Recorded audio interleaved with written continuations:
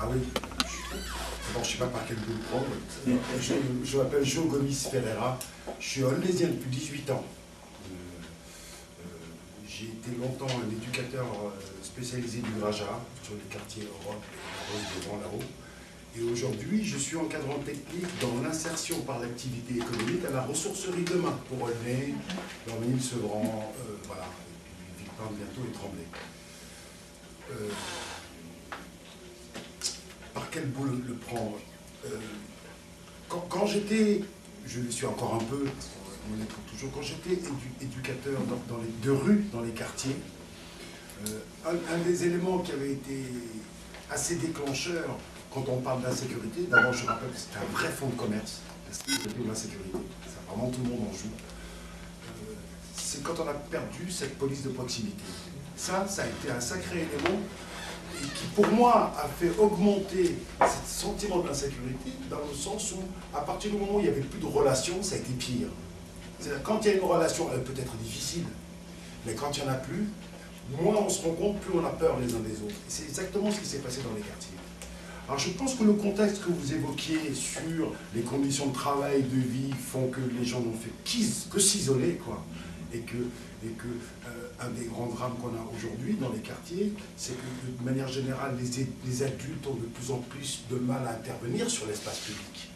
Et un des moyens de sécuriser notre vie dans la cité, c'est que ces adultes se sentent suffisamment bien et qu'ils représentent dans l'espace public, ne serait-ce que pour s'intéresser aux gamins, à la vie de la cité, quoi. Et plus la vie sociale est difficile, moins on s'y intéresse, plus on cherche à survivre, quoi.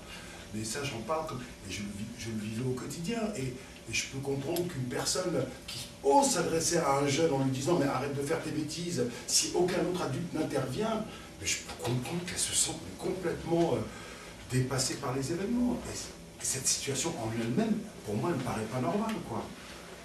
Donc, moi, ça part de là. Alors, la question que je me pose après, c'est qu'il y a une ville qui a une mission, il y a un travail à faire sur une police municipale, et puis nous, on essaie d'avoir une réflexion. Alors, je ne sais plus quel est notre rôle. Est-ce que notre rôle est de tenir compte de ce que pense la population?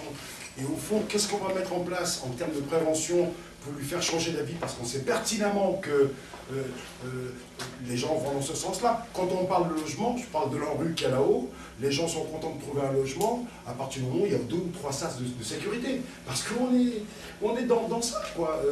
On aime bien les voitures qui sont hyper sécurisées, on aime tout ce qui est sécurisé, et on va tous dans ce sens-là.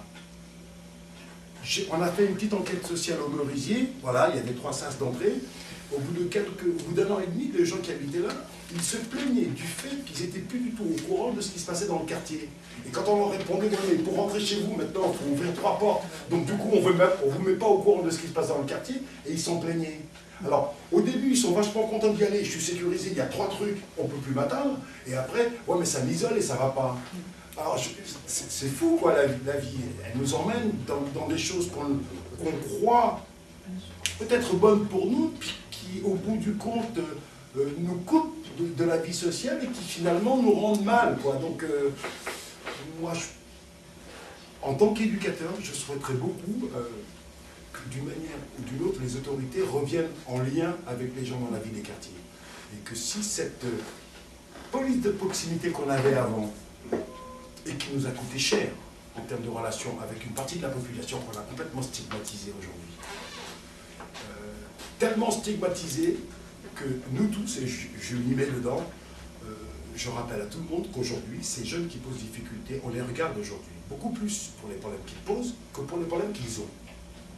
Alors au bout d'un moment, si ça va plus loin, oui, ça sera dramatique, il faudra sévir, il faudra prévenir, mais personne ne pourra dire qu'on était au courant. On sait bien, quand on prend le temps d'y réfléchir, on se rend bien compte quand même de ce qui se passe. Maintenant, est-ce que le but de cette réflexion, elle peut tendre à ce que la police municipale, pas qu'elle soit au service que d'un groupe, mais qu'elle soit au service de la vie de la cité, et y compris de cette population-là, quoi, et qu'elle aille au-devant d'elle. Mais ça veut dire qu'il faut mutualiser un peu toutes les forces qui existent, faire se coordonner tout ce qui peut exister en termes de répression, d'accompagnement, de prévention, etc., etc. Donc, ne serait-ce que ce discours-là, qui soit plutôt rassembleur, à mon avis, à plus longue échéance, c'est pour moi celle-là qui est la vraie, quoi. Voilà. Moi, je crois plus en ça. Voilà ce que ça m'amène. Et comme personne ne fait ce travail-là, oui, je pense que ce travail-là, il va être long, mais il faut le faire. Voilà. Moi, j'ai des souvenirs en tant qu'éducatrice, parce que Odile. Odile, voilà, du Graja 93, directrice de l'association. Et justement, je suis directrice, mais avant, j'étais éducatrice. Et je racontais à Mélanie, qui est aussi du Graja, je racontais un truc qui serait impossible au jour d'aujourd'hui, enfin, je n'imagine plus. Et pourtant, je l'ai fait, avec des policiers, nous avons mené des actions communes auprès de jeunes dans des quartiers extrêmement difficiles, qui n'étaient pas dans 93 d'ailleurs, mais et c'était possible. Et donc effectivement, je crois que cette police de proximité qui n'existe plus, quelque part, elle se mettait, et il y avait un vrai dialogue qu'on pouvait avoir avec ces jeunes et ces policiers. On a fait des activités assez sympas, mais ce qu'on pourrait peut-être, enfin je n'imagine pas tout de suite revenir sur les quartiers. C'est vrai que avec Jo, on a vu nous, la disparition de la police de proximité, effectivement, depuis un moment en arrêt, et comment le fossé, qui c'était un tout petit peu comblé, je ne dis pas qu'il était complètement comblé, et comment ce fossé, alors là c'était plus un fossé, c'était énorme. Et voilà, et je pense, alors moi j'habite pas la ville de Lyon, j'habite le 93, donc ce que vous dites, c'est ma réalité aussi dans mon quartier aussi. Et c'est vrai qu'on voit bien qu'un retour, et je ne sais pas comment on pourrait se faire ce retour, serait sûrement important pour les quartiers, parce qu'on sent bien, si on a des jeunes aussi des habitants, on sent qu'il y a quelque chose qui est compliqué et qui ne se résout pas. Et je serais même invite, alors nous on est évidemment centré sur une population jeune, on fait de la prévention, on fait pas. Alors parfois justement on a tendance un peu à nous confondre entre prévention et sécurité. C'est bon, donc nous on est bien qu'on fait de la prévention, on n'est pas là pour faire de la sécurité, même si on y participe. Hein. Je pense que le travail de Jo et Mélanie, lorsqu'ils accompagnent un jeune, je pense que quelque part il ne faut pas de la sécurité, mais il l'empêche peut-être à un moment donné de pouvoir peut-être commettre un acte ou pas. Enfin, j'en sais rien, on n'a pas les chiffres, on ne pourra jamais le savoir. Et voilà, c'est tout cet accompagnement. Et c'est vrai que souvent on se fait cette réflexion, c'est vrai qu'on les regarde, on stigmatise, parce que on sait que les actes de vandalisme, les actes de cambriolage, on connaît que le public est auteur de ces faits. Avec ce que vous dites, et je vous rejoins totalement sur cette insécurité qui est bien haute, on parle de 45% de chômage chez les jeunes, c'est une vraie réalité. Et en plus, nous, éducateurs, on n'a même pas les solutions parce qu'il n'y en a plus. Donc voilà. Donc, voilà. Non, mais voilà, c'est ce travail de prévention et on ne peut pas dire non plus qu'on ne va pas s'intéresser à la sécurité et que, en tant qu'éducateur, on a fait le DVD, on peut dire, la répression, elle doit exister, donc pas du tout pour se dire qu'elle ne doit pas exister. Par contre, comment elle doit être faite et si cette répression existe, qu'est-ce qu'on peut apporter comme réponse après la répression, quoi. Le problème, c'est qu'après la répression, il n'y a pas forcément de réponse par rapport à ces jeunes.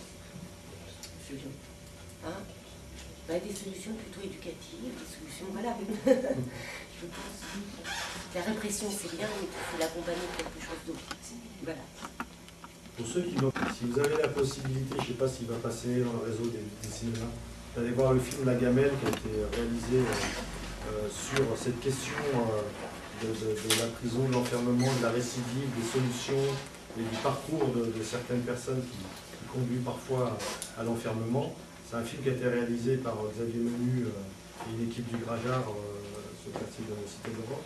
C'est un film qui, quand on l'a vu après, ça permet de donner un certain éclairage notamment sur ces questions-là, du et après, qu'est-ce qu'on fait? L'acte, il a été commis, il y a réparation devant la société, il y a le avant, évidemment, hein, bien sûr, mais là, je parle du après, et il y a le et après, qu'est-ce qu'on fait pour éviter soit le retour, soit la récidive, ou pour favoriser l'insertion. Voilà. C'est un très beau film et un support pédagogique extraordinaire. Excuse-moi, je t'ai pris. Non, mais pas de souci.